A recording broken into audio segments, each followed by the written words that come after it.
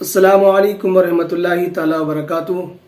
आज की इस वीडियो के अंदर हम बात करने वाले हैं कि बहुत सारी गांवों के अंदर, शहरों के अंदर देखा जाता है कि औरतें फातिहा लगाने से गुरेज करती हैं, वो फातिहा नहीं लगाती और वो ये ख्याल करती हैं कि फातिहा लगाने का हक सिर्फ मर्दों को हासिल है।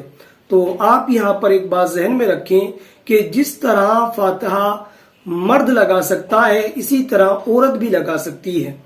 अब यहाँ पर बहुत सारी औरतें ये ख्याल करती हैं कि हमको तो कुरान की अक्सर आयतें, अक्सर सूरतें याद नहीं है, तो हम फातिहा किस तरह से लगा सकते हैं। तो आप यहाँ पर एक बात जहन में रखें कि अक्सर बेशतर औरतों को जो कलामुल्लाह है उसमें से अलहम्द शरीफ और कुल हुवल्लाह याद होती है।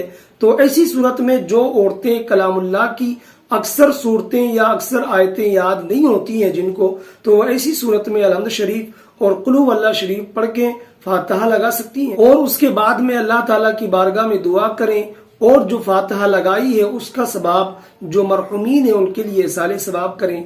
अब यहाँ पर एक गलत फहमी और है, उसका इजाला हम करते हैं। वो ये है कि बहुत सारी औरतें ये करती हैं कि खाना लेकर वो मकान के किसी एक कोने में रख देती हैं।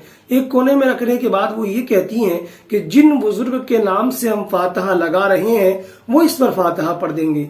तो ये एक बेअसल बात है, इसकी कोई हकीकत नहीं है, बल्कि सच यही है कि जहाँ पर मर्द मौजूद हो वो फातिहा लगा सकते हो तो वो फातिहा लगाएं, और अगर मर्द नहीं है, वो इस काबिल नहीं है, तो जो औरतें कलामुल्लाह शरीफ से अलहम्द शरीफ या कुल हुवल्लाह शरीफ पढ़ना जानती हों तो वो खाने पर फातिहा लगा सकती हैं और मरहूमीन के लिए साले सवाब कर सकती हैं।